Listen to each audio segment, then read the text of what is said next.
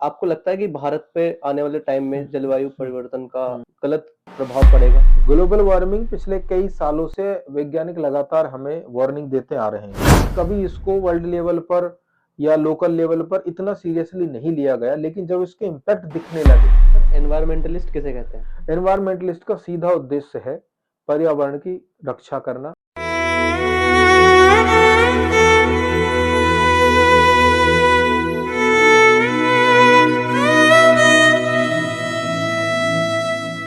अगर पेड़ों और पहाड़ों के पास आवाज़ होती तो हमसे क्या सवाल करते?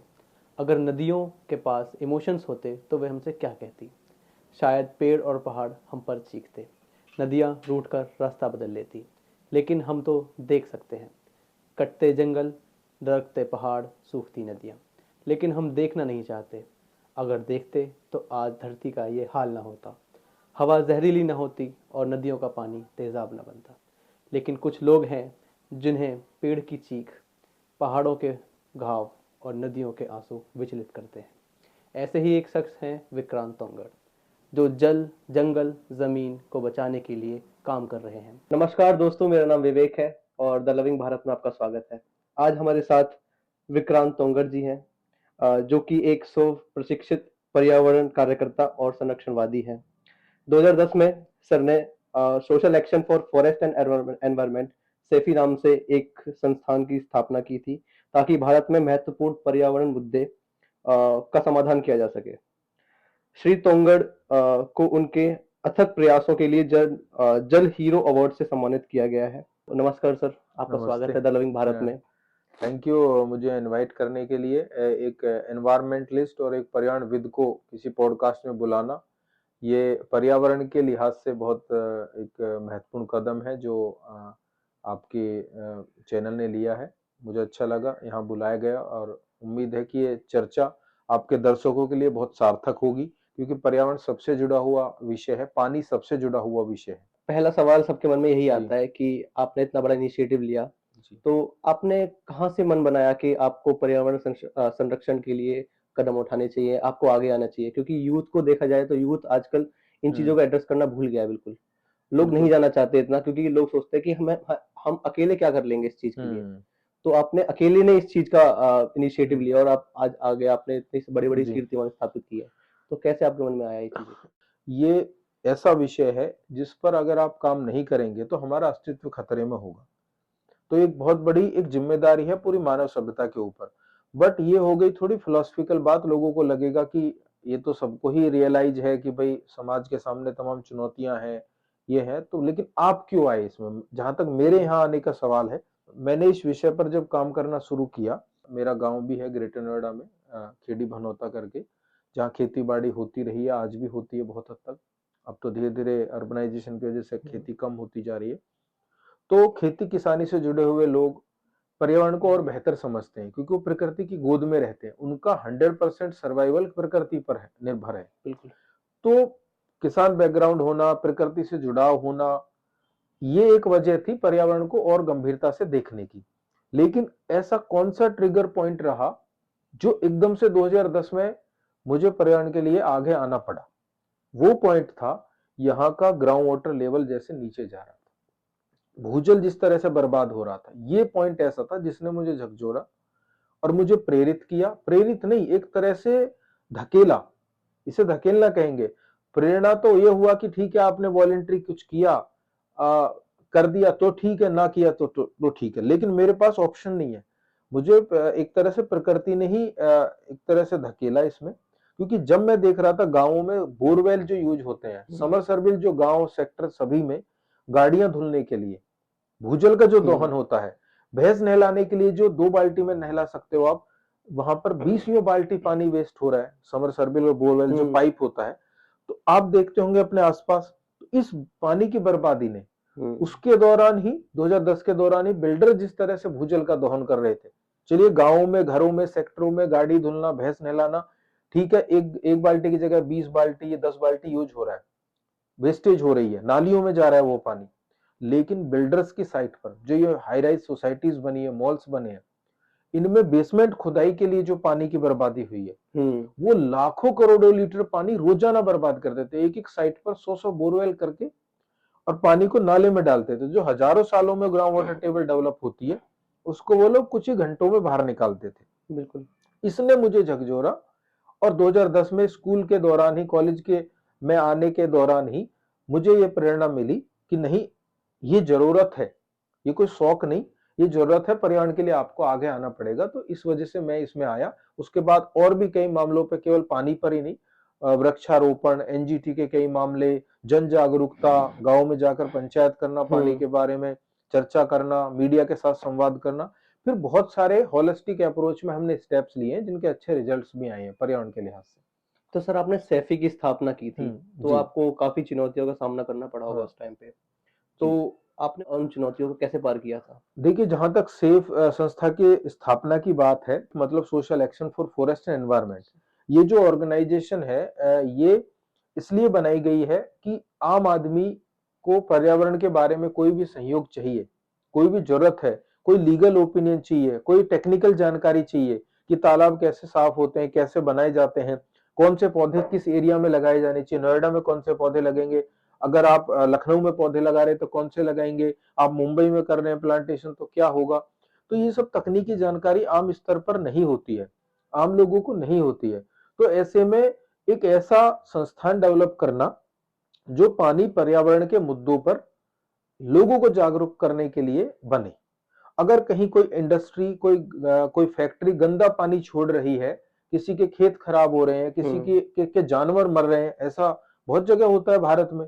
गंदा पानी छोड़ दिया जाता है रातों रात फैक्ट्रियों से, कई कई एकड़ की फसल बर्बाद हो जाती है, पशु उस पानी को पीते मर जाते। तो इन सारे मुद्दों पर हमें ये रियलाइज हुआ कि एक ऐसा संस्थान चाहिए, एक रजिस्टर्ड बॉडी चाहिए, जिसे हम कोर्ट में, सुप्रीम कोर्ट में, लोकल कोर्ट में, एनजीटी में या जिला प्रशासन के सामने बात रख सके। कोई फोरम तो होना चाहिए। तो हम युवाओं ने ग्रेटर नोएडा के गांव से 10-12 युवा इकट्ठे हुए जिन्हें प्रकृति के प्रति चिंता थी। उन्होंने ये संगठन बनाया और इसका उद्देश्य, जैसे मैंने बताया, आम लोगों को तकनीकी जानकारियां, लीगल जानकारी पर्यावरण और पानी के विषय पर देना, उनकी मदद करना। क्योंकि हमने ये रियलाइज किया 2010 के पहले और उसके आसपास, और आज तक रियलाइज कर रहे हैं कि जो बड़े पर्यावरण संस्थान हैं, चाहे वो सरकारी है, गैर सरकारी है, उनको अप्रोच करना। मान लीजिए आपके आसपास कोई पेड़ कट रहा है, पूरा बड़ा पेड़ है, नीम का बड़ या पीपल, ऐसे ऐसे पेड़, 20-50 साल पुराना पेड़ कट रहा है, कोई नहीं आएगा। कितने एनजीओ को आप कॉल करते रहिए, दिल्ली में बैठे हैं या मुंबई में बैठे, तो दूर बैठे एनजीओ क्या हेल्प करेंगे आपके, अगर नोएडा में पेड़ कट रहा है।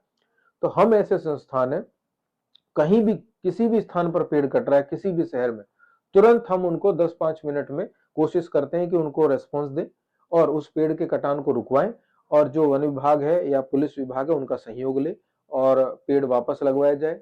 अगर एक काटा है तो उसके बदले 10 लगवाए जाए, जो कानून में प्रावधान है। तो इन सारी चीजों पर हम तुरंत क्विक रेस्पॉन्स वाली जो रेस्पॉन्सिबिलिटी है वो हम लोग निभाने का प्रयास करते हैं। आपने जब इसकी स्थापना की थी या फिर आप जब संरक्षण के लिए उतरे थे, एनवायरनमेंट के लिए, तो आप अकेले थे उस टाइम पे। जी। और आज आपने इतनी बड़ी टीम के साथ काम कर रहे हैं आप, तो आपने लोगों को कैसे जोड़ा इस काम के लिए? बिल्कुल, देखिए ये बहुत चुनौतीपूर्ण होता है। शुरुआत में आप अकेले, अगर कोई बीज आपके दिमाग में या कोई थॉट आपके दिमाग में या कोई आइडिया आपके दिमाग में है, तो जनरली वो अकेले के ही दिमाग में आता है, किसी एक दिमाग की उपज होती है। हाँ, उसको, उसका विरोध और समर्थन करने वाले बाद में लोग आते हैं। वो आपके ऊपर है बहुत हद तक, आपका विषय क्या है, आप कैसे कन्विंस कर रहे हो अपने साथियों को। शुरुआत में बहुत अच्छा रिस्पॉन्स नहीं मिला। एक तो एनवायरनमेंट वर्ड बोलते ही कई बार पढ़े लिखे, मैंने देखा कि ग्रेजुएट लोगों को भी एनवायरनमेंट, जब हम बोलते थे एनवायरनमेंट पर काम करते हैं, एनवायरनमेंट क्या है, एनवायरनमेंट तो उन्हें लगता था ये तो कोई ठीक है, मतलब ये तो एक ऐसी चीज है, इस पे क्या काम हो सकता है, ये तो कोई फील्ड ही नहीं है, कोई बिजनेस ही नहीं है, ये तो ज्यादा वैज्ञानिकों का काम है या वन विभाग का काम है। और ग्राउंड वाटर डिपार्टमेंट का तो पता ही नहीं था कि ग्राउंड वाटर डिपार्टमेंट भी कोई होता है, कि भूजल के लिए भी कोई विभाग। तो लोगों को इसमें समझ नहीं होती थी इतनी, तो हमें बड़ा मुश्किल होता था लोगों को बताना कि हम एग्जैक्टली करते क्या है। फिर उन्हें मोटी मोटी बात बताई जाती थी कि हम साफ हवा, साफ पानी और साफ खाने के लिए काम कर रहे हैं। ये जो गंदी हवा हो रही है, जो पानी प्रदूषित हो रहा है, जो भूजल का दोहन हो रहा है, ये जो पेड़ कट रहे हैं, जिस तरह से खेती की जमीन लगातार कंस्ट्रक्शन में बदलती जा रही है, पक्कीकरण होता जा रहा है, हर जगह टाइलिंग कर रहे हैं, हर जगह इंटरलॉकिंग टाइल से बारिश के पानी को नीचे जाने से रोका जा। जब हमने ये मुद्दे बताए, हर जगह हमने ये बात रखी कि प्रकृति का नुकसान हो रहा है, तब लोगों ने जुड़ना शुरू किया। तो शुरुआत में चुनौतीपूर्ण था, शुरुआत में हमारे ऊपर थ्रेट भी ज्यादा था, लोग एकदम से हमारे ऊपर हावी होते थे, क्योंकि हाँ। कम एज में सोचिए 2010-11 के आसपास कॉलेज के दिनों में हम लोगों की स्ट्रेंथ बहुत कम थी। रिसोर्सेज आज भी कम है, संसाधन आज भी हमारे पास कम है, क्योंकि इससे कुछ मिलना नहीं है। बिल्कुल। इस ये जो विषय है, इससे आपको कुछ आना नहीं है। इसमें एक तरह से आपका समय और आपके रिसोर्सेज जाने ही हैं। तो लेकिन शुरुआत में थोड़ा मुश्किल रहा, लेकिन अब जैसे-जैसे ये टीम डेवलप हुई, क्योंकि लोगों को हम कन्विंस कर पाए कि हम जो कर रहे हैं वो पर्यावरण के लिए आवश्यक है और ये इम्पैक्ट दिखा रहा है, क्योंकि एनजीटी में, सुप्रीम कोर्ट में कई जगह हमें अच्छे जजमेंट्स मिले। जिला प्रशासन ने, डीएम साहब ने, अथॉरिटी जो नोएडा ग्रेटर नोएडा अथॉरिटी, इनके जो ऑफिसर्स हैं, उन्होंने हमारी बात को अप्रिशिएट किया कई जगह और उसको जमीन पर लागू करवाया। कई हजार पेड़ बचाए हैं हम लोगों ने, कई तालाब हमने पुनर्जीवित किए हैं जो मृत प्राय हो गए थे, जो तालाब गंदे हो गए थे, प्लास्टिक से हटे पड़े थे। कई अच्छे जंगल डेवलप किए हैं हमने डंपिंग ग्राउंड के ऊपर, गंदगी हटा करके, जहां कूड़ा डाल दिया गया था 8-8 10-10 एकड़ में, उसको हटा करके गंदगी को साइंटिफिकली डिस्पोज ऑफ करके वहां पर जंगल बनाए हैं। बिल्कुल। 25 से 30 हजार पेड़ एक जगह लगाए हैं। ऐसे कई जंगल हम लोगों ने, जिसे ग्रीन हॉट स्पॉट बोलेंगे, बायोडायवर्सिटी पार्क बोलेंगे, ऐसे डेवलप किए। तो लोगों की प्रेरणा मिली इससे और लोग अब जुड़ते जा रहे हैं। काफी वॉलंटियर्स हैं, काफी एक्सपर्ट्स का हमें सहयोग मिल रहा है, मीडिया के साथियों का लगातार हमें सपोर्ट मिल रहा है। तो ये सब चल रहा है। जैसे अभी जलवायु परिवर्तन ये बहुत बड़ा हॉट टॉपिक में है अभी, क्योंकि इसी के नाम पे कोप संस्थान की शुरुआत की थी। कोप इनिशिएटिव, जो कि वेस्टर्न वर्ल्ड और एशिया के जो बड़े-बड़े लीडर्स हैं वो जाके मीटिंग करते हैं साल में एक बार। तो आपको लगता है कि भारत पे आने वाले टाइम में जलवायु परिवर्तन का कुछ गलत प्रभाव पड़ेगा? बिल्कुल। देखिए, जहां तक ग्लोबल वार्मिंग का विषय है, ग्लोबल वार्मिंग पिछले कई सालों से वैज्ञानिक लगातार हमें वार्निंग देते आ रहे हैं, चेताते आ रहे हैं, बट कभी इसको वर्ल्ड लेवल पर या लोकल लेवल पर इतना सीरियसली नहीं लिया गया। लेकिन जब इसके इम्पैक्ट दिखने लगे, क्योटो प्रोटोकॉल हुआ था, कई साल पहले हुआ था, उसके अंतर्गत जो चीजें तय हुई थी उन पर दुनिया उतना अच्छा काम नहीं कर पाई। जैसे कार्बन एमिशन को हमें नियंत्रित करना है। व्यूअर्स देख रहे हैं, समझ रहे होंगे कि कार्बन एमिशन की लगातार बात होती है। ये जो कार्बन का उत्सर्जन है, कोयला जो हम लोग जलाते हैं, बिल्कुल, तो इस पे काम उतना नहीं हुआ। इस वजह से ये जो चुनौती है पिछले 30-40 सालों में और बढ़ती चली जा रही है और ग्लेशियर्स पिघल रहे हैं। हमारे यहाँ पर जो ग्लेशियर्स हैं, अगर वो पिघल जाएंगे तो पृथ्वी का जो ज्यादातर जो भूभाग है वो जलमग्न हो जाएगा। तो ये तो रहे लॉन्ग टर्म इम्पैक्ट जो दिखने शुरू हो गए। जहां तक भारत के परिप्रेक्ष्य की बात है, अगर हम लोकल परिप्रेक्ष्य में करें, भारत में भी हम दो हिस्सों के प्रमुखता से बात कर सकते हैं यहाँ पर। एक तो हमारे कोस्टल एरियाज, क्योंकि हमारा कई हजार किलोमीटर का कोस्टल एरिया है, समुद्र तटीय क्षेत्र। ऐसे में हम और ज्यादा जोखिम वाले राष्ट्र बन गए हैं। जो राष्ट्र समुद्री तल से थोड़ी दूरी पे हैं, ऊंचाई पे हैं थोड़े, उनको फिर भी एक तरह से इतना बड़ा जोखिम सीधे नहीं है, उनपे और दूसरे इम्पैक्ट है। उनपे अनियंत्रित बारिश के, जरूरत से ज्यादा गर्मी के, जरूरत से ज्यादा ठंड के इम्पैक्ट पूरी दुनिया पर पड़ रहे हैं। पर कोस्टल एरिया जैसा भारत का है, इतनी बड़ी आबादी हमारे यहाँ समुद्री किनारों पर रहती है, हमारे लिए बहुत चुनौतीपूर्ण है, हमारे मछुआरे भाइयों के लिए खतरनाक है। साथ ही साथ मैं हिमालयन एरिया की बात करना चाहूंगा। भारत का काफी बड़ा एरिया हिमालयन एरिया जो है, ये भी इस मामले में जलवायु परिवर्तन की वजह से, क्योंकि खासकर ग्लेशियर वहां पर है, ग्लेशियर्स पिघल रहे हैं, कई वनस्पतियां विलुप्त प्राय हो रही हैं, कई जानवर विलुप्त प्राय होते जा रहे हैं जलवायु परिवर्तन की वजह से, ग्लोबल वार्मिंग की वजह से। क्योंकि टेम्परेचर जिस तरह से बहुत तेजी से बदल रहा है। अब जैसे फरवरी है, भारत के इतिहास में इतना गर्म फरवरी कभी नहीं रहा। अभी कल परसों ये डेटा आया है, तो ये ग्लोबल वार्मिंग का इम्पैक्ट है। तो ऐसे में जैसे आपने जिक्र किया, एशिया के नेता हमारे बड़े बड़े जितने भी कंट्रीज हैं और उधर यूरोप के जो लीडर्स हैं, वर्ल्ड लीडर्स हैं, उन सबका इंटरेक्शन आपस में हो रहा है। लेकिन अभी झगड़ा इस बात पर आकर रुक गया है कि विकसित देशों ने कार्बन उत्सर्जन करके पूरी दुनिया को प्रभावित कर दिया। अब उनका विकास हो गया है। अब विकासशील देश या गरीब देश विकास की दौड़ में आगे बढ़ रहे हैं। आप अचानक से उनसे कहो कि आप हरित एनर्जी यूज करो, हरित एनर्जी महंगी होती है। आज ही आपसे आप कोई कहे कि पेट्रोल और सीएनजी की गाड़ी या डीजल की छोड़ के आप इलेक्ट्रिक पे आ जाइए, क्या अफोर्डेबल है? सेम चीज विकसित देश कह रहे हैं विकासशील देशों से कि आप एकदम से हरित एनर्जी ले लीजिए, ये मुश्किल है। कोयले पर डिपेंडेंसी कम कर दीजिए, कोयला फिर भी सस्ता पड़ता है, हालांकि पर्यावरण के लिए नुकसानदेह है। तो ऐसे में मैं अगर शॉर्ट में बताऊं, आसान भाषा में बताऊं, तो पूरी दुनिया में दो धड़ों में बट गई है। एक वो देश जो विकसित हो चुके हैं, जिन्होंने बहुत कार्बन उत्सर्जन किया है, आज भी कर रहे हैं अपनी एनर्जी की जरूरतों को पूरा करने के लिए, अपने विकास के लिए। दूसरा धड़ा वो है जो अभी तरक्की की राह में है, जैसे भारत है, विकासशील देश है। अगर हम हरित एनर्जी पर एकदम से आ जाएंगे, ट्रांसफॉर्म करेंगे, तो हमें बहुत इंफ्रास्ट्रक्चर चाहिए। हमारा जो उद्देश्य है भारत सरकार का या हमारे नागरिकों का, कि गरीबी रेखा से लाखों करोड़ों लोगों को निकालना है, तो कैसे पूरा कर पाएंगे हम? तो ऐसे में संतुलन बनाना जरूरी है। तो उसका सुझाव भी कई एक्सपर्ट्स ने दिया, विकसित देशों को बोला कि आप फाइनेंशियल सपोर्ट कीजिए विकासशील देशों की, सही बात है। हरित एनर्जी के लिए या बाकी एनवायरमेंट बेटरमेंट के लिए जो इंफ्रास्ट्रक्चर में जरूरत है उनको पूरा करने के लिए। लेकिन कई कंट्रीज उसमें विकसित देश नहीं मान रहे हैं और इस पर लगातार चर्चाएं हो रही हैं। और अभी जो ट्रंप सरकार आई है, तो अमेरिका में जो सरकार बदली है, वो क्लाइमेट चेंज जैसी चीजों को जितना बिल्कुल ध्यान नहीं दे रही है। वो ध्यान नहीं देते हैं।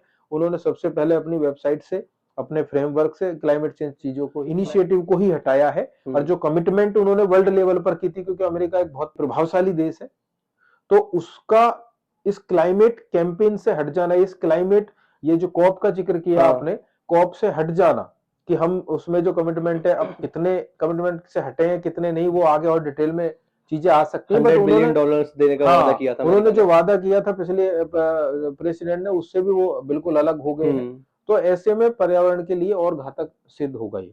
क्योंकि देखा जाए तो जो वेस्टर्न कंट्रीज हैं, इन्होंने जो कार्बन इमिशन किया है वो बहुत ज्यादा है एज कम्पेयर टू इंडिया, जो एशिया में कंट्रीज है। हमारा पर कैपिटा, बहुत कम है, बहुत कम पर कैपिटा हमारा बहुत कम है, इतनी बड़ी आबादी में हमारा कार्बन उत्सर्जन लेकिन कुछ भी उनका नहीं है। देखा जाए तो उन्होंने जितने हिसाब से मॉडर्नाइजेशन किया था, तो उस वजह से कार्बन इमिशन बहुत बढ़ा।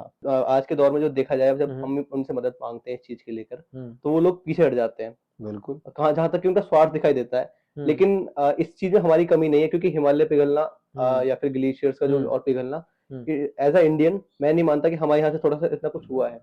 लेकिन अगर आप देखा जाए, अंटार्कटिका के ऊपर ओजोन लेयर में इतना बड़ा होल पाया गया था, बिल्कुल, तो अंटार्कटिका पे तो कोई रहता भी नहीं है जी, फिर भी वहां पाया गया।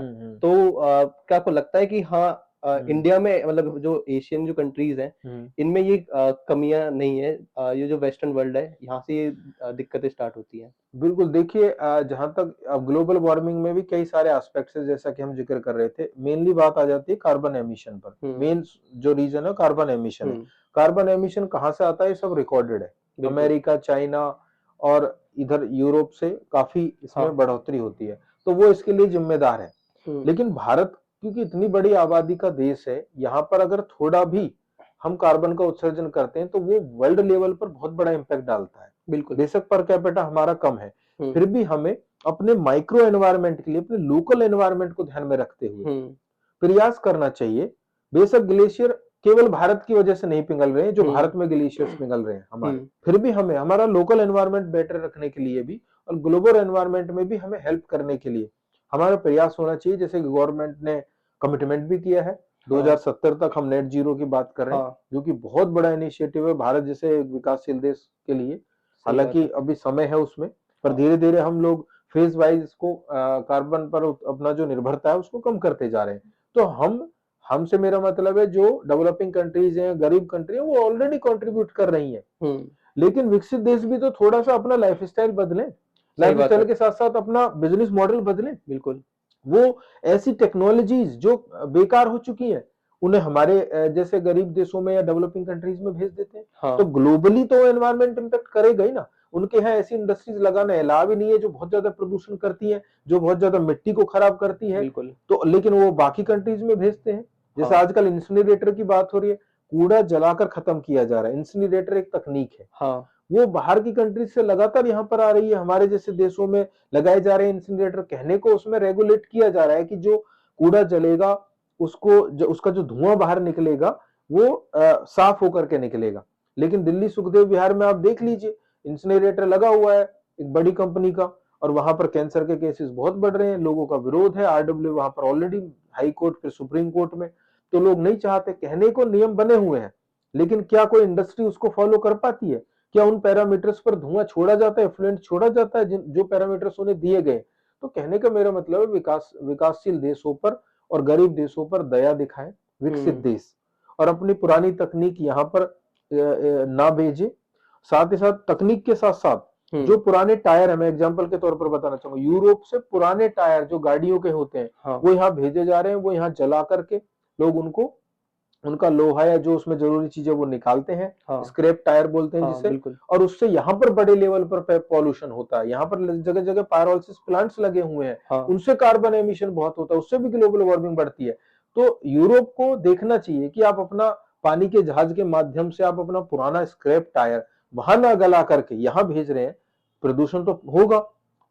तो इसलिए भारत को भी जरूरत है कि ये अपने माइक्रो एनवायरनमेंट, लोकल एनवायरनमेंट में आसपास जो पेड़ पौधे हैं उनको बचा के रखें।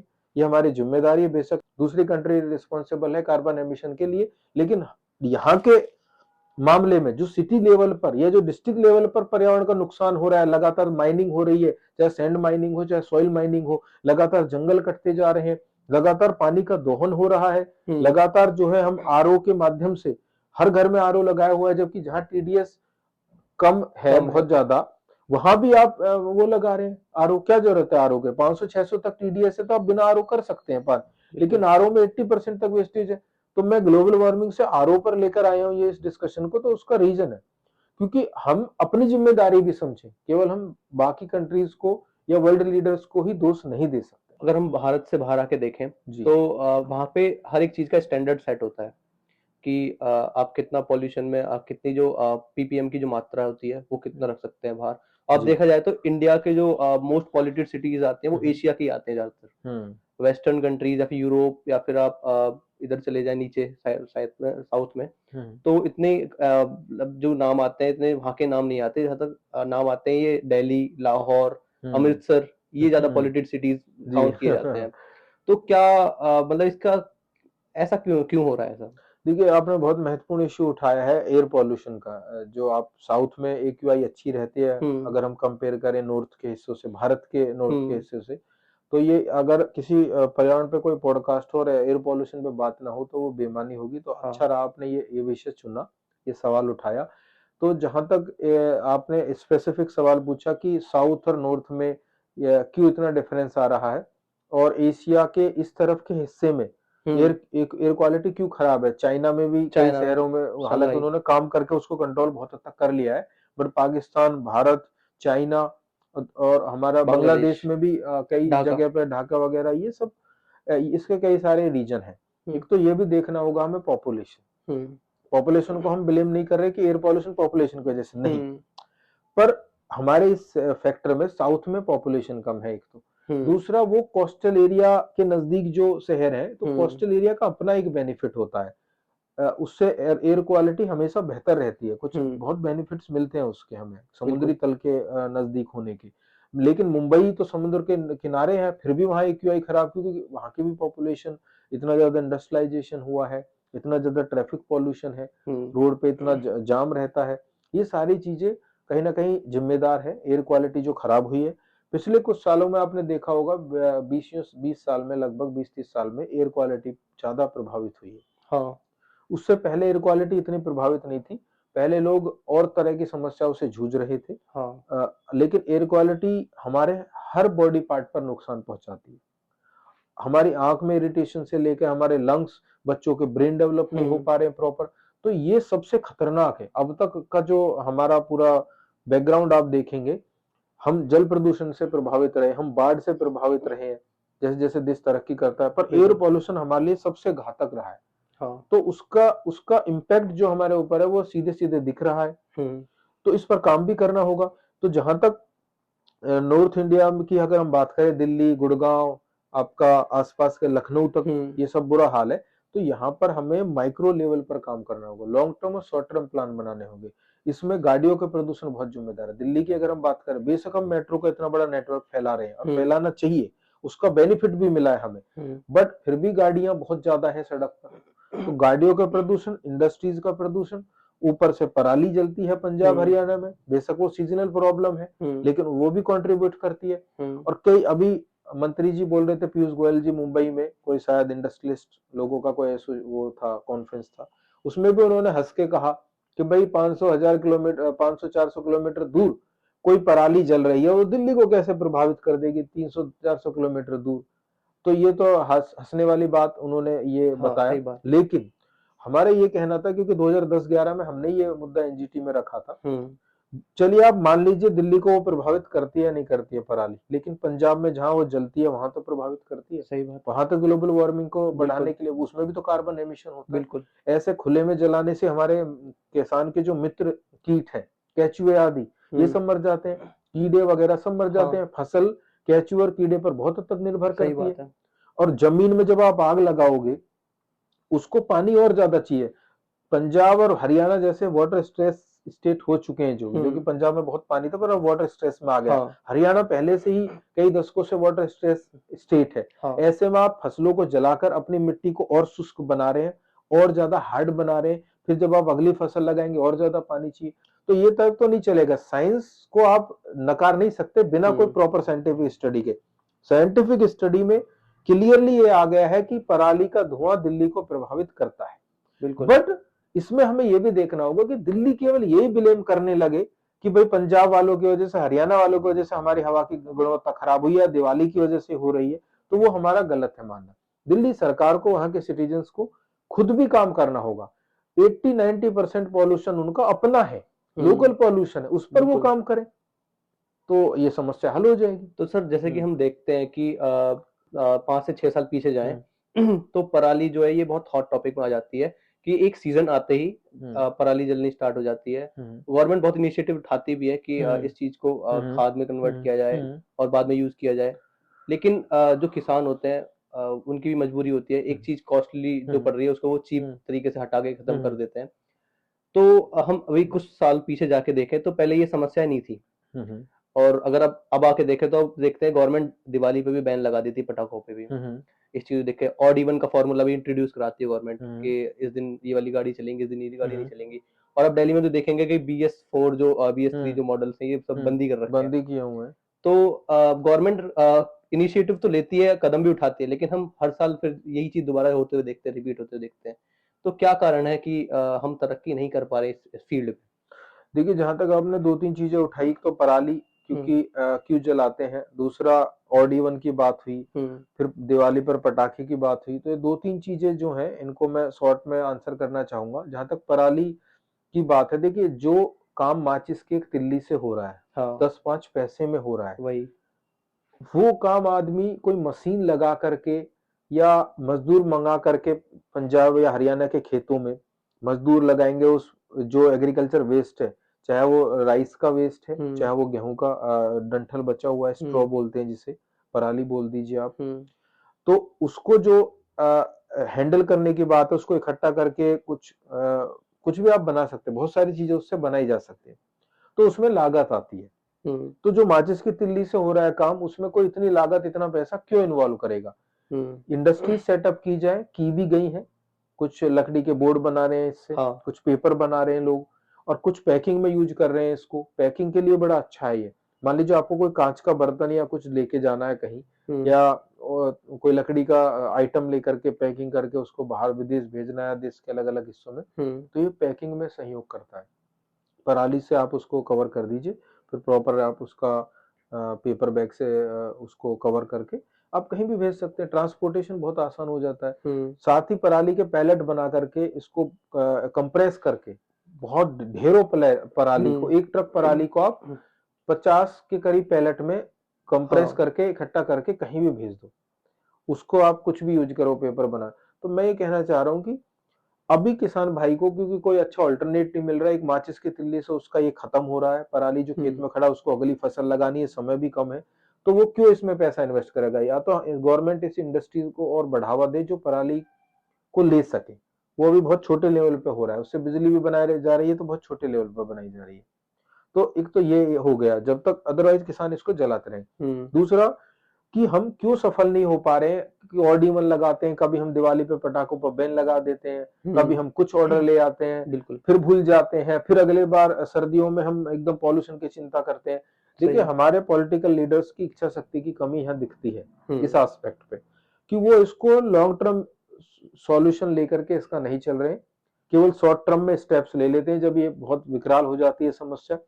अगर आपका सर्दियों में एयर पॉल्यूशन बढ़ रहा है, तो ये केवल सर्दियों की समस्या नहीं, पूरे साल इस पर काम करना होगा। ग्रीनरी को अच्छा करना होगा, रोड साइड जो डस्ट है इसको कवर करना होगा, ग्रासिंग करनी होगी। हमारे यहाँ रोड साइड इतनी लूज डस्ट निकलती है, दिखती है। हाँ, आप नोएडा के टोडा में जाइए, दिल्ली के कई हिस्सों में आप जाइए, गुड़गांव में आप चले जाइए, पूरा कंक्रीट के ऊपर वो डस्ट पड़ी है, ना प्रॉपर झाड़ू है। झाड़ू भी लगाएंगे तो इस तरह लगाएंगे कोई पानी का उपयोग नहीं हो, जबकि पानी छिड़क करके उसको प्रॉपर तरीके से उसको करें, ना कि झाड़ू के नाम पर आप धूल और ज्यादा इकट्ठी कर रहे हैं। तो इसके अलावा गाड़ियों का दबाव इतना ज्यादा, पब्लिक ट्रांसपोर्ट हमारा सेफ नहीं है, लास्ट हाँ, माइल कनेक्टिविटी हमारी प्रॉपर नहीं है, इसलिए सही लोग बात। हम लोगों को मोटिवेट कर रहे हैं, मजबूरन वो उनको अपनी गाड़ी निकालने के लिए मजबूर कर रहे हैं। हाँ, दूसरा, दिल्ली में मेट्रो हमारे काफी बड़ा नेटवर्क हो गया, नोएडा दिल्ली एनसीआर में पूरा कनेक्ट है मेट्रो, पर मेट्रो इतनी महंगी पड़ती है लोगों को, और उससे अच्छा है कि लोग अपनी सीएनजी की गाड़ी या अपनी पेट्रोल की गाड़ी उठा करके ऑफिस जाएं। सही तो बात। मेट्रो को सस्ता करना होगा आपको। कई कंट्रीज में एक्यूआई जब 50 से ऊपर चला जाता है, एयर हुँ, क्वालिटी इंडेक्स, तुरंत वो अपना पब्लिक ट्रांसपोर्ट फ्री कर देते हैं। सही बात। लेकिन हमारे हम फ्री की वकालत नहीं कर रहे हैं, लेकिन फ्री अगर आपको करना पड़े, क्योंकि सरकार हमारे लिए है, नागरिकों के लिए है, अगर वो लोगों को मोटिवेट करने के लिए कि पब्लिक ट्रांसपोर्ट को आप अडॉप्ट कीजिए, अगर वो उसको सस्ता कर दे, फ्री कर दे, बिल्कुल। बीच बीच में फ्री भी करना अगर जरूरी है, अगर अव्यवस्था ना हो, क्योंकि फ्री करने के बाद हो सकता है मेट्रो पे दबाव बहुत ज्यादा आ हाँ, जाए, इतनी पब्लिक घुस जाए कि वो हुँ, इंफ्रास्ट्रक्चर कम पड़ जाए। तो वो सारे एस्पेक्ट ध्यान रखते हुए बेहतर करना होगा पब्लिक ट्रांसपोर्ट को, तभी हम इस समस्या को हल कर पाएंगे, क्योंकि एयर पॉल्यूशन में मेजर कंट्रीब्यूशन गाड़ियों के प्रदूषण का है। अगला सवाल जो कि काफ़ी फ़नी वे में मैं आपसे पूछूँगा जी जी। कि अगर धरती भी व्हाट्सएप यूज़ कर रही होती, हाँ, तो वो क्या लगता है कि आपको हमें वो पहला मैसेज क्या करती? देखिए सबसे पहला मैसेज तो वो यही करती कि आप मेरी भी कदर कीजिए, मेरे ऊपर भी बहुत सारे नेगेटिव इम्पैक्ट आ रहे हैं, जिस तरह से आप पेड़ों को काटते जा रहे हैं, क्योंकि उनका श्रृंगार है पेड़, हुँ, नदियां उनकी श्रृंगार है। किसी के आप श्रृंगार को खराब करोगे, किसी के अस्तित्व के ऊपर इस तरह हमला करोगे, नदियों को प्रदूषित कर रहे हो, उनको नीला जल होने की बजाय वो लाल हो रहा है, काला हो रहा है। हवा जो उन्होंने इतनी साफ दी है, एक हमें उपहार के तौर पर उसको हम काला कर रहे हैं एयर पॉल्यूशन के नाम पर, ठीक है। और हम जिस तरह से खोदते जा रहे हैं माइनिंग के नाम पर, जिस तरह से हम कोयला निकाल रहे हैं, रेत निकाल रहे हैं, खनिज निकाल रहे हैं, तो इन सब से इम्पैक्ट होता है। तो धरती यही कहेगी, पहला व्हाट्सएप यही होगा कि मेरे ऊपर ये अत्याचार रोकिए, मैं भी एक लिविंग थिंग हूँ, मुझे भी दर्द होता है, मुझे भी फील होता है, और मुझे अगली पीढ़ियों का भी भरण पोषण करना है। तो आप इस मुझसे, धरती यही कहेगी, मुझसे आप अपनी जरूरतें पूरी कीजिए, मैं किसी की ग्रीड पूरा नहीं कर सकती, किसी एक व्यक्ति की भी ग्रीड पूरी नहीं कर सकते, और आप ग्रीड पूरा करना चाह रहे हैं, तो ये उनका व्हाट्सएप व्हाट्सएप होगा। मनुष्य तो बात मानता नहीं है हमारी कहने से, हाँ लेकिन अगर पृथ्वी बोले, क्या हाँ, आपको लगता है कि हाँ, मानव फिर मानने लगेगा इस बात को? पृथ्वी बोलती रहती है, बिना व्हाट्सएप के भी वो बोल रही है, और व्हाट्सएप के पहले भी वो बोलती रही थी, और व्हाट्सएप के बाद भी वो बोलती रहेगी। कैसे बोलती है? जिस तरह से प्रलय आती है, सही बात है, केदारनाथ में जो प्रलय आई है उसका बोलना ही है, ये बिल्कुल, उनका व्हाट्सएप अलर्ट ही था, सही बात जिसे है। हम नहीं समझ पाए। कोविड क्या है? कोविड भी एक अलर्ट है, बेशक ये मैन मेड था, अभी इस पे डिबेट हो रही है, हाँ, रिसर्च चल रहा है, ये लैब में आया था, लैब में बना था कोविड, या ये एक एनवायरमेंटल रीजन से था, या क्या था, बेशक हुँ, ये बहस का विषय, पर कोविड को फिर भी एक तरह से आप प्राकृतिक, मतलब कहीं ना कहीं प्रकृति से छेड़छाड़ का ही नतीजा है हुँ, ये। और आगे भी ऐसे कोविड जैसे महामारियां और बढ़ेंगी, तो वो भी धरती का व्हाट्सएप ही है। तो आप समझ जाइए कि धरती व्हाट्सएप आपको व्हाट्सएप ऐप पे नहीं करेगी, हुँ। धरती जब व्हाट्सएप करती है, धरती जब अलर्ट देती है, पृथ्वी जब अलर्ट देती है, वो पूरे खुले आसमान के नीचे देती है और तबाही मचा देती है। इको फ्रेंडली लाइफ़स्टाइल के बारे में हाँ, आपका क्या ख्याल है? देखिए इको फ्रेंडली लाइफस्टाइल की वजह से दुनिया हजारों सालों तक आगे बढ़ पाई। वो लाइफस्टाइल अगर हमने अडॉप्ट या करे रखा आगे तक के लिए, हुँ, तभी हमारा अस्तित्व, मानव का अस्तित्व तो तभी बचेगा। देखिए सारे जीव वापस आ सकते हैं दोबारा, अगर आप पृथ्वी पे तहस-नहस हो जाए, हुँ, तो उम्मीद है कि बहुत सारे कीड़े मकोड़े, सरीसृप, जानवर हो सकता है दोबारा आ जाएं, क्योंकि जैसे हुँ, जंगल डेवलप होता है तो अपने आप ही जीव जंतु अपने आप आते हैं। हुँ। लेकिन इंसान के लिए चुनौती है, अगर हमने इसको बर्बाद कर दिया तो हमारा अस्तित्व पे खतरा है। तो इसलिए हमें चिंता करनी है कि हमारा भविष्य क्या होगा। आपको लगता है कि हाँ, आने वाले टाइम में लोग इस चीज़ को समझेंगे कि पर्यावरण बचाएँ, बचाएँ? क्योंकि हम तो देख पा रहे हैं आजकल कि छोटी-छोटी इश्यूज़ भी, और दिल्ली में भी अगर हाँ, एक रिपोर्ट आई थी हाँ। कि एक इंसान की, अगर वो शुरुआत से दिल्ली एनसीआर में रहता है, तो उसकी उम्र 7 से 8 साल कम हो जाती है। लोग अभी भी रह रहे हैं लेकिन वहाँ पे। बिल्कुल रह रहे हैं, उम्र कम करके रह रहे हैं, यहाँ पर ग्रोथ जो है कम हो रही है, लंग्स भी हमारे, आप उत्तराखंड में कोई रह रहा है, देहरादून की तो बात मैं नहीं करूंगा, और थोड़े ऊंचे हिस्से में जहाँ पॉल्यूशन कम है, रिमोट एरियाज में, उनके लंग्स और हमारे दिल्ली एनसीआर के लोगों के लंग्स, ऐसे समझिए जैसे 20-30 सिगरेट रोज पीता हो कोई, हाँ। ऐसे लंग्स हमारे अंदर से हो गए हैं। तो आप सोचिए जब डॉक्टर्स ऑपरेशन करते हैं, जब उत्तराखंड या साउथ से कोई आता है जहाँ पॉल्यूशन कम है, ऐसे स्थानों से कोई व्यक्ति आता है किन्हीं कारणों से इलाज कराने के लिए, ऑपरेशन कराने के लिए, और जब दिल्ली एनसीआर का इंसान जाता है जिसने जिंदगी में सिगरेट नहीं पी, ऐसे हाँ। कई बार बच्चे जाते हैं, छोटी उम्र के बच्चे कैंसर जा का रहे हैं, शिकार बहुत। तो कैंसर तक हो रहा है, लंग्स कैंसर हो रहे हैं, उनके लंग्स का कलर पूरा अलग है, जो कि लाल हाँ। होना चाहिए, वो काला है। तो ये सब इसी वजह से है।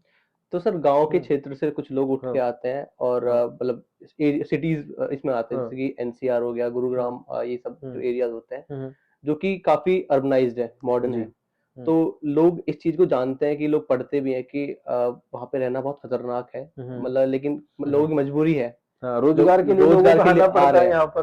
तो आपको हाँ लगता है कि हाँ, गवर्नमेंट को इस एरिया पे फोकस करने के अलावा आगे जाके भी वास्ट जो जगह है वहां पे भी मॉडर्नाइजेशन करना चाहिए, अर्बनाइजेशन करना चाहिए? बहुत अच्छा सॉल्यूशन आपने दिया है, इसी में सारी चीजों का सॉल्यूशन छिपा हुआ है, इसको बोल देते हैं डिसेंट्रलाइज करना। हम्म। और बेहतर वर्ड हो सकता है, पर मुझे जो अभी समझ में आ रहा है, इसको हम इसी तरह कहेंगे, डेवलपमेंट को डिसेंट्रलाइज करना, इंडस्ट्रियल डेवलपमेंट को और तमाम तरह का इंफ्रास्ट्रक्चर डेवलपमेंट है उसको जगह जगह पहुंचाना, केवल एक जगह फोकस ना करना। हम्म। अभी हमारा पूरा नेटवर्क बन रहा है कि हम दिल्ली और मुंबई की तरफ या फिर बेंगलुरु की हाँ। तरफ उधर साउथ में, हाँ। ये कुछ बड़े चुनिंदा शहरों की तरफ लोगों को कनेक्ट करें, हाँ। कि उधर ही सारा डेवलपमेंट दे, हाई स्पीड ट्रेन देना या तमाम सुविधाएं जो है, हम अहमदाबाद हुआ गुजरात में, और इधर महाराष्ट्र में मुंबई हुआ, यूपी में नोएडा हुआ, दिल्ली, और इन बड़े शहरों पर ही हमारा फोकस है। इससे कहीं ना कहीं देश की ज्यादातर आबादी यहाँ पर आकर बसेगी और उससे एनवायरनमेंट को प्रॉब्लम होगी और उन लोगों के स्वास्थ्य पर भी दुष्प्रभाव पड़ेगा जो वहां रह रहे हैं, काम कर रहे हैं। इसलिए अच्छा है कि ये जो डेवलपमेंट की अप्रोच है, इसको हम छोटे छोटे शहरों और कस्बों तक ले जाएं, ना कि 1 2 या 3 या 4 या 10 जगहों पर ही हम जंक्शन डेवलप करें, डेवलपमेंट का हब डेवलप करें, वहां डेवलपमेंट दीजिए आप, दिल्ली को डेवलप कीजिए, दिल्ली को मेरठ से कनेक्ट कीजिए, आधे घंटे में आदमी मेरठ पहुंच सके, 1.5 घंटे में आगरा पहुंच सके, 1 घंटे में, और गुड़गांव से कनेक्टिविटी बेहतर करिए। अभी सोनीपत से आप मेट्रो से जोड़ रहे हैं दिल्ली को, अच्छी बात है, कनेक्टिविटी आप बेहतर कीजिए, पर आप लोगों को उन्हीं के गांव में, उन्हीं के कस्बे में, उन्हीं के डिस्ट्रिक्ट हेडक्वार्टर के आसपास रोजगार दीजिए, बिल्कुल। वहीं पर उनको एजुकेशन दीजिए कि उन्हें दिल्ली में ना आना पड़े एजुकेशन के लिए, उन्हें नोएडा में ना आना पड़े। अदरवाइज आप इस एनवायरमेंटल डैमेज को कंट्रोल नहीं कर सकते। तो सर अगर पेड़ भी इंसानों की तरह इंस्टाग्राम चला रहे होते तो उनकी सबसे ज्यादा वायरल रील किस टॉपिक पर होती?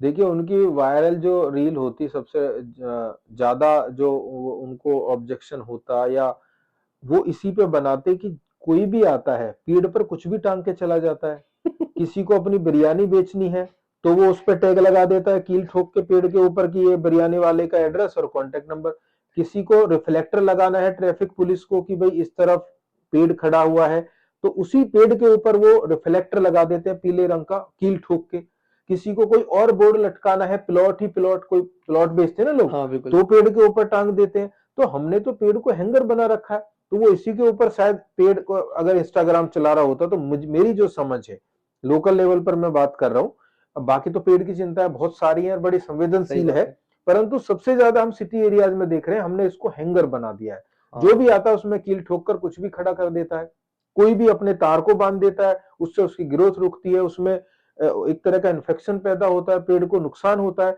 इसके लिए एनजीटी का भी ऑर्डर है, और हम लोग भी अभी तक 10,000 पेड़ों से तमाम जो कील वगैरह ठोकी गई है नोएडा, ग्रेटर नोएडा में पेड़ों के ऊपर, उनको हटवाया है, बाकायदा गवर्नमेंट ऑर्डर से हटवाया है। तो सर मान लीजिए कि अगर हम्म प्लास्टिक से बने हर सामान हम्म पर हम्म, उनके खुद के डायलॉग लिखे होते हाँ। तो पानी की बोतल क्या कहती और चिप्स का पैकेट क्या बोलता? पानी की बोतल ये कहती कि देखिए अभी मेरे अंदर इस बोतल के अंदर पानी आ गया है, पहले ये नल में आता था, हाँ। उससे पहले कुएं में आता था, और ये सिमटता हुआ जा रहा है, अगर आप पानी इसी तरह वेस्ट करते रहे और इसी तरह से प्लास्टिक पॉल्यूशन को बढ़ाते रहे तो एक दिन ये बोतल में भी नहीं रहेगा, मैं बोतल में भी नहीं मिलूंगा आपको, और सही एक बात दिन है। आपके मुंह में भी नहीं आ पाऊंगा मैं, क्योंकि आपके मुंह या आपकी जीभ के आपकी रीत से ही बाहर हो जाऊंगा मैं, अगर इसी तरह से पानी का प्रदूषण बढ़ता रहा। तो सर अगर मान लीजिए अगर धरती को एक दिन के लिए छुट्टी मिल जाती है, जी। तो आप उसे घूमने के लिए कहाँ भेजना चाहेंगे? देखिए, अगर धरती को एक दिन की छुट्टी मिलती है, तो वो घूमने कहीं नहीं जाना चाहेगी मेरे हिसाब से, वो वहीं रहना चाहेगी। बस वो चाहेगी कि उस दिन मेरे ऊपर किसी तरह का बर्डन ना हो, छुट्टी है तो ना तो माइनिंग होगी, ना पेड़ों की कटाई होगी, ना किसी तरह का गंदा पानी उसमें इंजेक्ट करके डाला जाएगा, जैसे इंडस्ट्रीज इंजेक्शन करके पानी 200-300 फीट हाँ। नीचे डालती हैं। तो इस तरह के प्रयास नहीं होंगे, तो उसको वहीं पर एक रिलैक्स फील होगा मुझे लगता है, क्योंकि वो छुट्टी पे है। उस दिन ना तो वो इंजेक्टेड किया हुआ गंदा पानी अंदर लेगी, ना ही वो जेसीबी या पॉकलैंड से अपने अंदर माइनिंग करने देगी, खुदान खदान करने सही देगी। बात है। तो वो एक तरह से वहीं पर रह के रिलैक्स करना चाहेगी, क्योंकि पृथ्वी सबसे अच्छी जगह वहीं पर है जहां पर वो आज है, इसीलिए वो वहां पर आई है।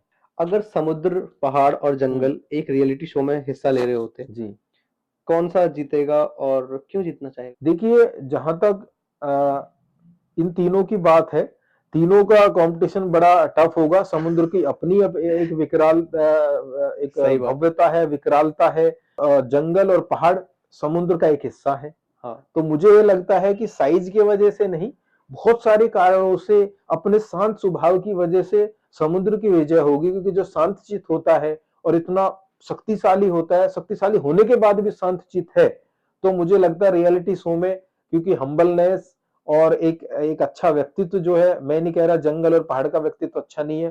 पहाड़ भी एक ही जगह हजारों लाखों सालों से खड़े हुए हाँ। हैं, समुद्र भी अपने स्थान पर है, लेकिन जो समुद्र की भव्यता है, और समुद्र जैसा मैंने कहा समुद्र का हिस्सा है पहाड़ और जंगल। समुद्र की वजह से पहाड़ और जंगल है। जहां सही पहाड़ है बात है। वो भी कभी समुद्र था। तो इसलिए मुझे तो लगता है कि समुद्र ही इसमें रियलिटी शो में जीत पाएगा। अगर आप जंगल के प्रधानमंत्री होते सर, तो जी। आप कौन-कौन से नियम बनाते? देखिए, जहां तक प्रधानमंत्री की बात है, तो जंगल ऐसी चीज है जिन्हें किसी प्रधानमंत्री की आवश्यकता नहीं है, इंसानों को कंट्रोल करने के लिए, कि वो जंगल को नुकसान ना करे, इसलिए शायद प्रधानमंत्री की आवश्यकता पड़ी। सही तो बात है। फिर भी अगर मैं जंगल का सेवक, प्रधान सेवक या माली होता, मैं माली बनना पसंद करूंगा जंगल का। तो मेरी कोशिश यही रहेगी कि जंगल जैसे हैं ऐसे ही ग्रो करते रहें, हुँ। उन्हें कोई छेड़छाड़ ना हो, मानवीय हस्तक्षेप उनमें ना हो, ये हम इंश्योर कर लें। अपनी जरूरत के लिए, अपने ईंधन के लिए लकड़ी जो सूखी हुई है वो निकाल सकते हैं। हालांकि जंगल से सूखी लकड़ी निकालना भी उचित नहीं माना जाता, जो पेड़ मर गया, गिर गया, टूट गया, वहीं पर हाँ। गलने देना चाहिए उसे। परंतु फिर भी, क्योंकि मानवता भी एक उपहार है प्रकृति का, हम सही इंसान भी बात एक है। उपहार है, और सबसे वाइज एनिमल है, एक हम भी एनिमल है, हाँ, सोशल एनिमल है, बिल्कुल। सबसे बुद्धिमान प्राणी है हम लोग। तो हमारा रहना भी जरूरी है, तो उसके लिए हमारी जो जरूरतें हैं, वहां से खाना, फल वगैरह वो जंगल से हम ले सकते हैं, हुँ। जरूरत के हिसाब से लकड़ियां ले सकते हैं, अपने तन को ढकने के लिए पत्ते या जो भी हमें कपड़े बनाने हैं तो वो चीज हम ले सकते, जरूरत की चीजें ले सकते सर मान लीजिए हैं। कि बॉलीवुड में हम्म। कोई पर्यावरण को लेकर मूवी बन रही है, हम्म। तो उसका नाम क्या होगा? और उसमें जो आइटम सॉन्ग होगा उसे कौन गाएगा? क्योंकि हम देखते हैं हम्म। कि जानवरों के ऊपर तो काफ़ी सारी मूवीज़ बन जाती हैं। देखिए, मुझे लगता है कि बॉलीवुड अगर इसके ऊपर ग्लोबल वार्मिंग के ऊपर मूवी बनाए, या हुँ। पर्यावरण की चुनौती के ऊपर, और ऐसी कई चीजें बनती रही हैं इंटरनेट पर, जिस तरह से गर्मी बढ़ रही है, इसको लेके भी कई बॉलीवुड ने कुछ कुछ प्रयास किए, पानी को लेके भी उन्होंने कोशिश की है। तो ये थोड़ा सा चुनौतीपूर्ण सवाल है मेरे लिए, अचानक की नाम बताना। पर हाँ, जिस तरह की हेडिंग हमारे यहाँ पर चलती है, जिस तरह के वर्ड्स हमारे यहाँ हिंदी भाषा में चलते हैं, हुँ। कि भाई, तो उसका नाम कुछ इसी तरह होगा कि क्या हम बचा पाएंगे धरती को प्रलय से, सही बात क्योंकि है। हम प्रलय मानता है। ग्लोबल वार्मिंग हमारे हिंदी में या हमारे लिटरेचर में, हमारे वेदों में जगह जगह जो रेफरेंसेस आते हैं, वो ये है कि जल प्रलय होगी। जल प्रलय मतलब ग्लोबल वार्मिंग, हाँ। समुद्र तल बढ़ जाएगा, जिसकी तरफ वैज्ञानिक इशारा कर रहे हैं। तो उसी तरह कुछ नाम रखना चाहेगा मुझे लग रहा है बॉलीवुड, कि धरती समा जाएगी समुद्र की गोद में, जल प्रलय आने वाले, ऐसा कुछ शायद नाम होगा। और जहां तक आइटम सॉन्ग की बात है, तो आइटम सॉन्ग तो जो भी इस समय बेस्ट चल रहा होगा आइटम सॉन्ग के लिए, या चल रही होगी, उसी का पॉपुलर हो पाएगा। मैंने हम्म। जब से मतलब हम्म। 2005 के हम्म। बाद से मैं देखूँ हम्म। तो हम गाँव में रहा करते थे पहले। हम्म। हम्म। तो हम ये देखते थे कि हर साल कोई ना कोई ये अफ़वाह उड़ा देता था कि आज प्रलय आने वाली है। हाँ, 2 बिल्कुल दिन में बात नहीं है। धरती खत्म हो जाएगी, हाँ। 3 दिन में धरती खत्म हो जाएगी। हाँ। तो मैं अपना एक किस्सा बताता हूँ कि हम सच हाँ। में घरवालों के साथ अपने खुले एरिया में जाके खड़े हो गए थे हम्म। कि आज 11 बजे धरती खत्म हो जाएगी। तो हाँ। ये चीज़ें हम्म। अफ़वाह फैलाने में लोग बहुत ध्यान देते हैं। बिल्कुल। तो ये तो एक छोटा सा वो था, किस्सा था। जी, जी, जी। लेकिन हाँ। अगर प्लास्टिक खाने वाली कोई मशीन बना दी जाए, हुँ, हुँ। इमेजिनरी मशीन, तो क्या फायदा मिलेगा उससे इंडिया को, भारत, अ, पूरे देश को, मतलब या फिर पूरे दुनिया को क्या फायदा मिलेगा देखिए उससे? जो प्लास्टिक खाने वाली मशीन अगर बनाई जाती हाँ, है जो तो वो वेस्ट तो ना एक करे कुछ। हाँ, हाँ, वो उसी पे मैं आना चाह रहा था, पहले ही आपने काउंटर कर दिया कि उसका वेस्ट नहीं निकलेगा। हाँ। उन्हें नोबेल प्राइज मिलना चाहिए जो इस मशीन को अगर बना देता है कोई। तो ये बहुत बड़ी मानवीय सभ्यता के ऊपर बहुत बड़ा एक उपकार होगा। हुँ, अगर कोई प्लास्टिक खाने वाली मशीन हम बना दें और उस मशीन का कोई एनवायरमेंट को डैमेज करने वाला वेस्ट भी जनरेट नहीं हो रहा है। हुँ, बट फिर भी वो जो प्लास्टिक निकलेगी वो मशीन वो कहाँ जाएगा, उसके कोई अच्छे प्रोडक्ट्स बनाए जा सकते हैं। बट फिर भी मैं इसमें एक लाइन यही जोड़ना चाहूंगा कि बेशक प्लास्टिक को रिसाइकल करने वाली या प्लास्टिक को पचा जाने वाली मशीन बन जाए या हुँ, ऐसी तकनीक आ जाए, फिर भी हमारा प्रयास होना चाहिए कि हम प्लास्टिक को जनरेट ही ना होने दें। हमारी हाँ, कोशिश हो कि हम प्लास्टिक का कम से कम उपयोग करें। सही बात है। एट सोर्स हमें काम करना होगा, सोर्स के ऊपर काम करना होगा कि इसका जनरेशन ही कम हो। हाँ, रिसाइकल तो एक दूसरा स्टेप हो गया। जी। प्लास्टिक का रिसाइकिल बहुत बहुत दिक्कत होती है, हाँ, बहुत दिक्कत कई-कई होती है, सालों तक हो वो ही नहीं पा रहा। नहीं हो पाता। 500 साल तक भी ये आपका पॉली बैग जो है, जो आप जिसमें हाँ, आप केले रख कर के लाते हैं या हाँ, फल खरीदते हैं, सब्जी खरीदते हैं, वो ट्रांसपेरेंट सी जो पन्नी होती हाँ, है, पॉलीथीन कह दीजिए, पन्नी कह हाँ। दीजिए या जो भी है, ये 500 साल तक भी बताते हैं कि गलेगी नहीं अगर आप इसको ऐसे ही खुले में छोड़ देंगे। इंसान की 5-6 पीढ़ियाँ खत्म हो जाती हैं, खत्म हो लेकिन जाएँगी। वो हाँ, ऐसे की ऐसी मिलेगी आपको खोलने के बिल्कुल। बाद भी। जी। हुँ, तो सर, अगर आपको किसी चीज़ को हमेशा के लिए बैन करने का हाँ। कोई कहे कि हाँ, इस चीज़ को बैन कर दीजिए, तो आप कौन-सी चीज़ का ऑप्शन देना चाहेंगे, सुझाव देना चाहेंगे? देखिए, जहाँ तक बैन करने की बात है तो बहुत सारी चीज़ें हैं पर्यावरण के लिहाज से देखें हम तो, कि जिनको बैन कर देना चाहिए। कोई एक चीज़ जो सारी हाँ, समस्याओं का हल कर दे या फिर कम कर दे उन समस्याओं को, कोई एक हाँ। ऐसी चीज़? देखिए मेरा तो अभी मानना है कि हमें ऐसी चीज़ों को बैन करना चाहिए, एक चीज़ बताना मेरे लिए बड़ा मुश्किल है। जैसे मैं आजकल लगा हुआ हूँ कि हमें आरओ को बैन कर देना चाहिए। हाँ, हालाँकि ये भी देखना होगा हमें उसे बैन करते वक़्त कि लोग से होने वाली बीमारियों से बहुत मरेंगे, क्योंकि हाँ, डायरिया और ये तमाम बीमारियाँ हम आरओ आज हमारे घर में हम खरीद के लाते हैं और उससे साफ पानी पी लेते हैं, वो ठीक है। सही बात है। लेकिन आरओ आने से हमारी जो गवर्नमेंट या म्युनिसिपल कॉर्पोरेशंस हैं या जिनके ऊपर ज़िम्मेदारी है साफ पानी देने की, वो अपना पीछा छुटा के अब इधर-उधर हो गई हैं। वो उनको चिंता ही नहीं है क्योंकि आरओ लगा लेते हैं लोग। तो आरओ में 80% वाटर का वेस्टेज होता है और जल हमारे पास पहले ही कम है। देखिए हमारे देश में अगर हम जल स्रोत की बात करें ग्लोबल लेवल पे से कंपेयर करें, 4-5% वर्ल्ड का वाटर रिसोर्स भारत के पास है। हाँ, आबादी 19 से 20% है। हाँ, तो इसको इस तरह समझिए आप, किसी के घर पे आपने 20 लोग भेजे गेस्ट बना हुँ, करके और पानी म्युनिसिपल कॉर्पोरेशन ने या नगर निगम ने उनको 4 लोगों को दिया है। तो आप हुँ, अच्छे से यूज़ करेंगे या आरओ लगा-लगा के उसका 80% वेस्टेज कर सही देंगे? बात है। तो इसलिए आरओ भारत जैसे देश के लिए जहाँ इतनी आबादी है, जहाँ जल स्रोत पहले ही कम है, बैन होना चाहिए। और फिर पानी कहाँ से आएगा? हमारा पानी का इंफ्रास्ट्रक्चर इतना सुदृढ़ होना चाहिए, उसको वो लीकेज प्रूफ होना चाहिए, ऐसा ना हो वेस्टेज हो जाए, साफ होना चाहिए, कहीं भी खोल करके आदमी नल से पानी पी सके। हाँ, वो जो सप्लाई वाटर है, सही वो बात होना है। चाहिए, जो समरसेबल, बोरवेल, पंप हर घर में ये सब ये नहीं होना चाहिए। तो इसलिए मैं चाहूंगा आरओ बैन हो जाए। आरओ बैन होते ही हर हर वोटिंग में लोग डिमांड करेंगे हमें पानी दीजिए, फिर गवर्नमेंट को पानी देना पड़ेगा और जैसे ही आप हर घर तक नल से जल पहुंचाएंगे, प्रॉपर 24 घंटे पहुंचाएंगे, साफ पानी पहुंचाएंगे जिसे कभी भी पी सके, उससे पानी लेके खाना बना सके, ये बहुत बड़ा उपकार होगा, खासकर भारत के परिप्रेक्ष्य लोगों को देखा गया है कि में। सरकार इतने सारे कदम उठाती है, जी। सरकार पानी भी पहुँचाती है हाँ, घर-घर पे टैंकर से, हाँ, या फिर दिल्ली में टैंकर से आता था, हाँ। और अगर उत्तर प्रदेश की देखा जाए तो पाइपलाइन से पानी जी, आता है। जी। वो प्योर ही होता है, मतलब गवर्नमेंट उसे ट्रीट करके ही देती है आपको कि वो हम्म, पीने लायक पानी होता है, उसी से हम्म, लोग खाना बनाते हैं। लेकिन लोग तब भी अपने घर में आरओ लगाते हैं, उस पानी को डबल फ़िल्टर करते हैं, ये हम्म। देखते हुए कि गवर्नमेंट ने उसे फ़िल्टर किया है तो वहाँ भी वेस्टेज हुआ होगा पानी का। उसी पानी को फिर से ट्रीट करते हैं, फिर से ट्रीट कर फिर फिर से उसे पानी की वेस्ट करते वेस्टेज हैं। होती है। हाँ। तो फिर इससे तो बहुत बड़ा नकारात्मक प्रभाव पड़ बिल्कुल, रहा है। हमारी देखिए एनर्जी भी इसमें मिसयूज हो रहा है, एक तरह से वेस्टेज हो रही है, हुँ, क्योंकि बिजली लगती है आरओ में हाँ, और इधर पानी हमारे ड्रेन के ऊपर। देखिए हमारे जो ड्रेन या नाले जो बने हुए हैं, हुँ, ये जो हमारी नालियां बनी हुई है घर की या सोसाइटी की या गांव की कस्बे की जहां भी है, हुँ, पूरे सिटी लेवल पे वो बनी थी बारिश के पानी के लिहाज से या जितने लोग वहां रहेंगे उनके हिसाब से। हुँ, आरओ इतना ज्यादा ऐड कर रहे हैं उनमें पानी, तो एक तरह से हमारा जो सीवरेज नेटवर्क है उनके ऊपर भी ये बर्डन है। इसके अलावा आरओ से निकलने वाला पानी को आप पौधे में नहीं डाल सकते, आप नहा नहीं सकते। बर्तन भी ना धोए तो अच्छा है, उसमें साफ पानी मिला लें कुछ, तब बर्तन धो सकते हो, क्योंकि वो हैजार्डस है। वो बाहर क्यों फेंका आरओ ने, क्योंकि वो सही उसमें बात, अशुद्धियां हैं, सही उसमें बात। हैवी मेटल्स भी हो सकते हैं। तो इसलिए ये पानी हमारे इस जल स्रोतों को भी प्रदूषित कर रहा है, तालाबों में जाता है, नदियों में जाता है, हमारी नालियों में जाता है। तो ये इसलिए इस पर काम करना होगा हमें। कोई ऐसी चीज जो हर इंसान हाँ, को हर दिन करनी चाहिए जिससे पर्यावरण को फायदा हो? बहुत सारी ऐसी चीज है।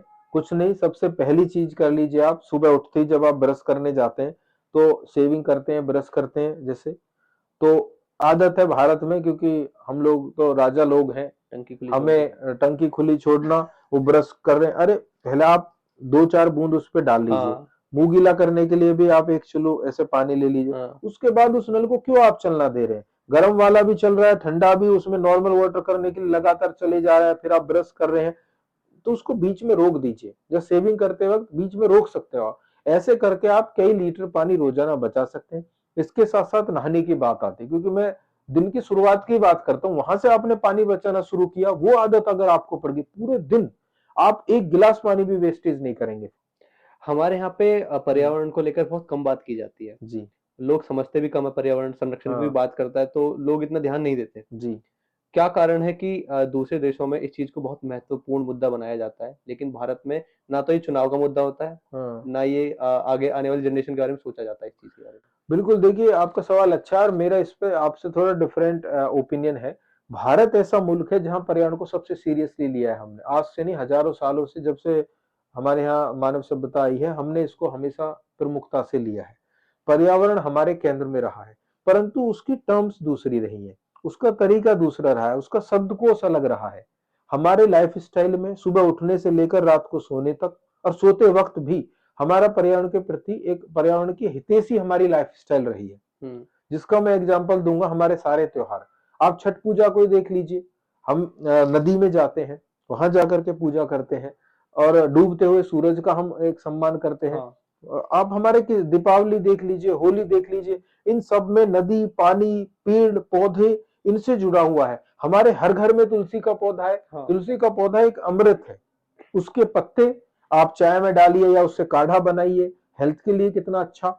वहां पर जहां पर लगाते हो वहां ऑक्सीजन 24 घंटे देता है, खुशबू छोड़ता है। तो हमारा जीवन, हमारा आंगन, हमारा शिक्षा दीक्षा, हमारा आचार विचार, हमारे रीति रिवाज, रिचुअल्स, शादी से लेकर मरने तक जो अंतिम संस्कार होता है, 16 संस्कार, सभी में ज्यादातर में पर्यावरण का मिश्रण है, प्रकृति के इर्द गिर्द है। पत्ते पर खाना रख के खाने की प्रथा हमारी रही है। हुँ। तो प्लेट और ये प्लास्टिक, ये थर्मोकोल तो बाद में आए हैं। सर एनवायरमेंटलिस्ट किसे कहते हैं? देखिए, ये पर्यावरणविद को, हिंदी में इसको पर्यावरणविद कहते हैं, भारत में लोग पर्यावरणविद से ज्यादा समझ पाते हैं।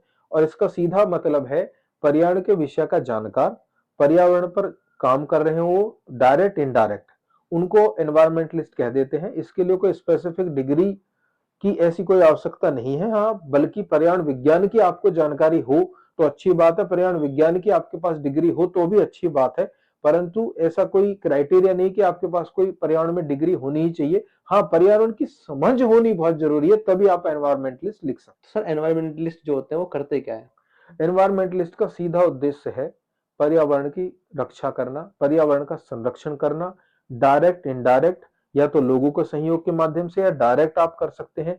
पर्यावरणविद उसको भी कह सकते हैं आप, जो कुछ नहीं कर रहा है, केवल एक पेड़ लगा रहा है। चाहे साल में एक पेड़ लगाए, रोजाना एक लगाए, कई लोग हैं ये रोजाना एक पेड़ लगाते हैं। हुँ, कई लोग जो है हर 6 महीने में एक पेड़ लगाते हैं।